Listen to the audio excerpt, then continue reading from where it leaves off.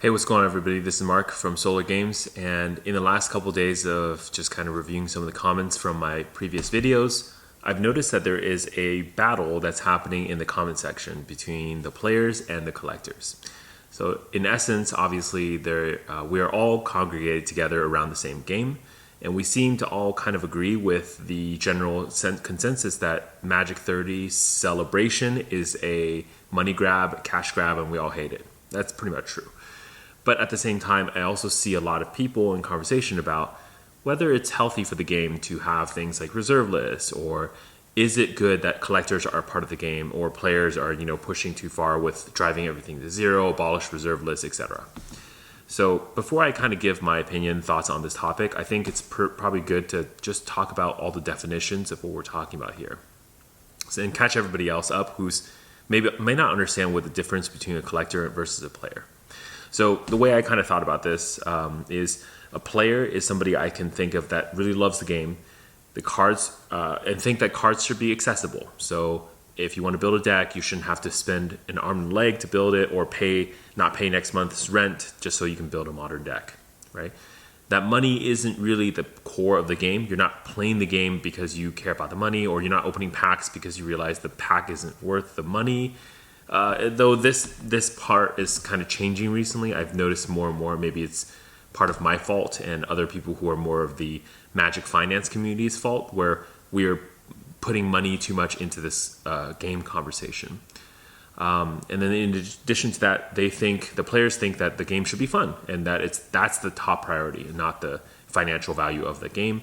And lastly, most players, I think, in this category think that the reserve list should be abolished. Again, this does not apply to everybody, and these are just kind of my definitions or bullet points that I've put down for the player. Now, that doesn't apply to every single player, but this is kind of like what I'm thinking about, right? On the collector side, collectors also love the game. Usually there are players of the game as well, but they believe that cards and the game itself is a collectible piece. So whether it be sealed products or reserve lists, or valuable cards or unique looking cards.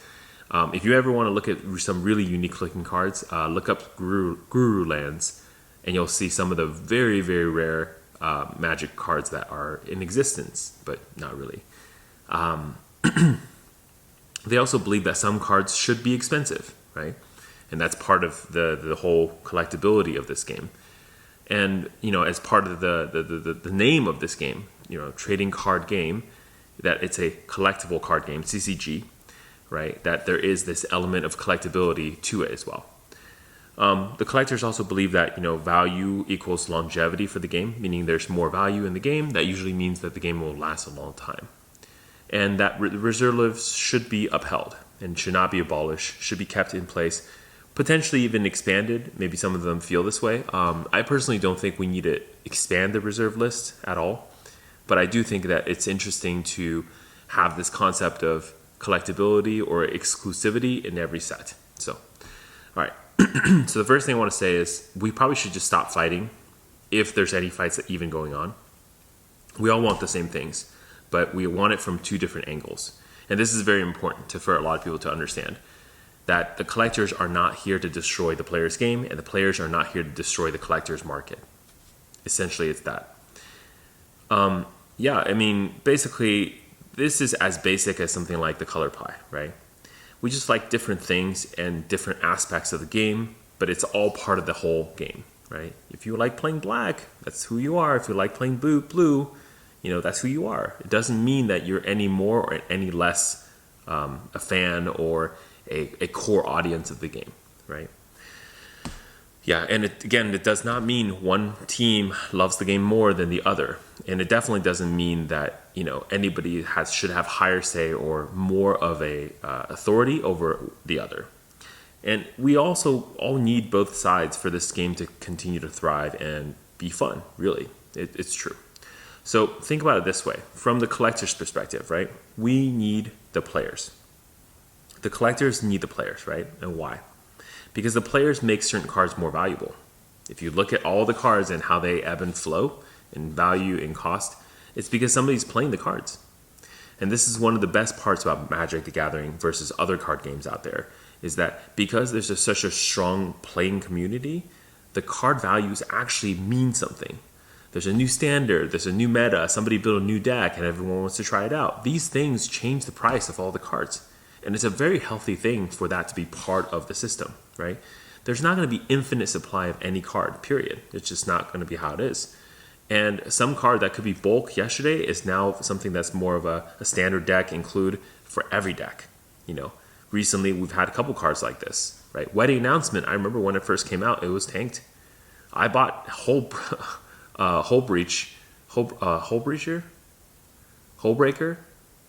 whichever one, for very, very, very cheap, right? From I think Crimson Vow, yeah. Because people first thought it's not that good, but then they realized, oh, it's very good, and now we think it's not that great again. So, this is the ebb and flow that's very natural as part of the Magic the Gathering, and I think it's very healthy for the game in general. The other thing is make sure that basically you understand the players ensure that the companies make new sets and move forward, because there are always going to be players out there playing the game, and essentially then the company has a demand that's driven by the players asking for new sets, right? Otherwise we would all just have reserve lists, nobody would ever look at anything anymore, and that's it, right? The other part of this too, and this kind of feeds into the previous point about why Wizards will listen to players, is because there's more of them. So if you look at the collectors versus players, there's probably 100 players to each collector, right? And I'm talking about small time collectors. If you're talking about the big whales of collecting, maybe it's 1 to 1,000 or 1 to 10,000 players. So there's a lot more players out there of the game that are not collectors. In fact, for example, among my play group, it's just kind of like me and this one other guy that's really putting some serious money into Magic. The other guys, they have Magic cards that are worth a lot of money, but they're not out there to collect more. They're not really going to spend more money to go buy a bunch of cards that are very expensive. But if they do come buy 1 or 2 in a set collection, etc., they'll take it. It's just part of the thing, right? Yeah. And the thing is, the collectors need to understand they need the players because they need lots of people to ensure this game survives. If you just have collectors, you have 100,000 people, 10,000 people who really care about certain cards. The game will not live. And if the game doesn't survive long term, that's not financially good for the game and for the collectors who are holding game pieces, right? Your cards have value because the players use them to play the game. Yeah. But let's flip the coin here and talk about the player side. Now, if you're a player, you have to think about too, we need the collectors.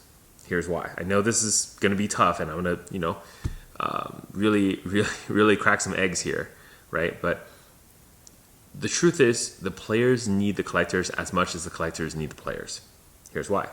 The draw of the Magic as a trading card game is very important to bring in more players to the game. When you go around, you talk about Black Lotuses, these kind of things.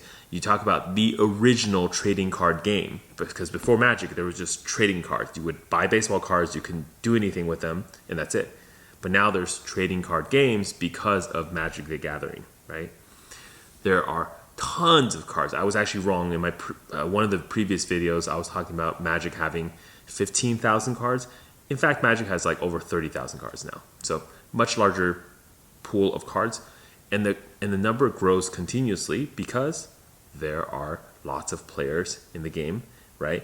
But also because there's this allure of how the game is, right? The draw of Magic, again, is that it's a trading card game. And it has some value and has these cards who are kind of mysterious and you can't really obtain them. Yeah, and then if you think about exclusivity in general, it breeds interest. People kind of peek into the game because they think, oh, there's these cards are worth a lot of money. Oh, what does that mean? It does have some draw that helps bring new players into the game as well. And this helps players because, well, think about it. The company makes more money, right, on these cards and this exclusivity. That helps them to continue to produce products to sell to the people, to sell this exclusivity, but also brings new products so that people can actually play the game. If the company stops making money, they're not going to make new products. It's just going to be done, right? And or they're going to be very, very reluctant to make any more products that are going to be selling to collectors. And collectors aren't going to be here to keep buying the same thing over and over again. That's not going to be what's going to happen.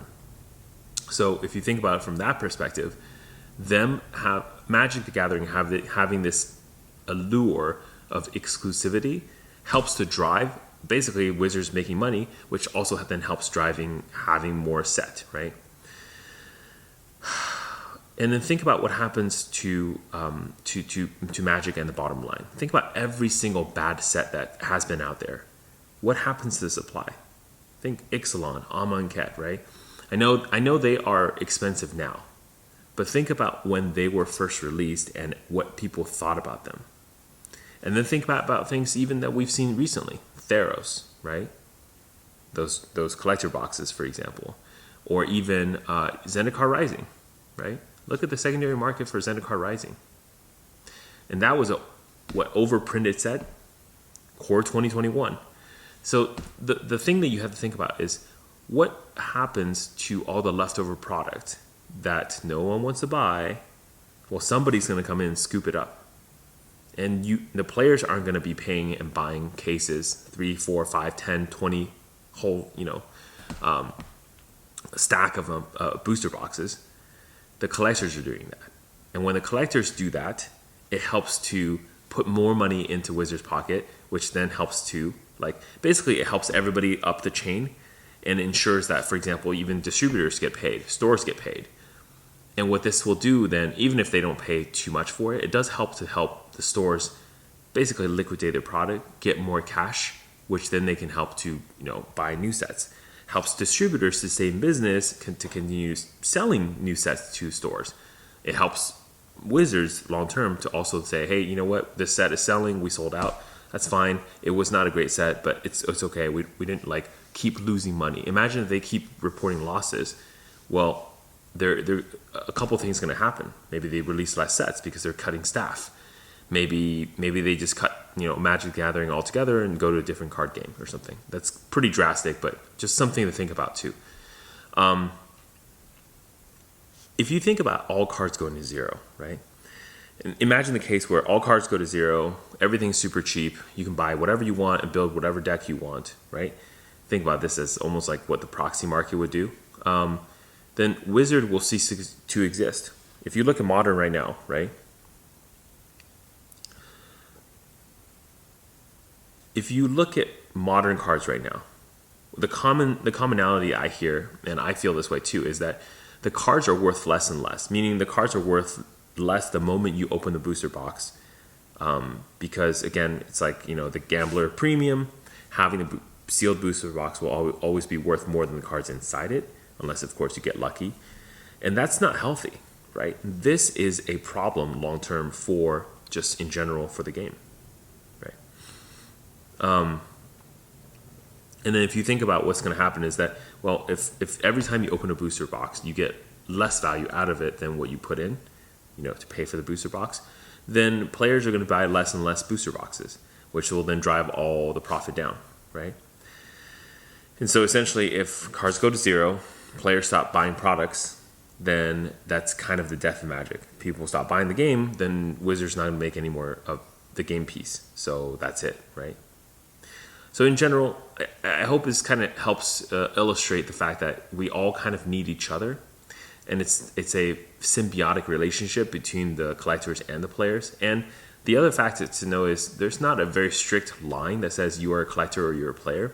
A lot of people are both, but it is true that there are people who care about certain things more than others, and all I can say is just be nice to each other, because we're all part of this community of Magic, whatever.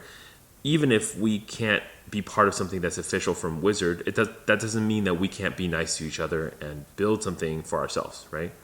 And it doesn't even matter. Maybe our community can extend beyond Magic. It doesn't matter if we play a different game, do something different, maybe buy cards together, collect cards together. It doesn't matter.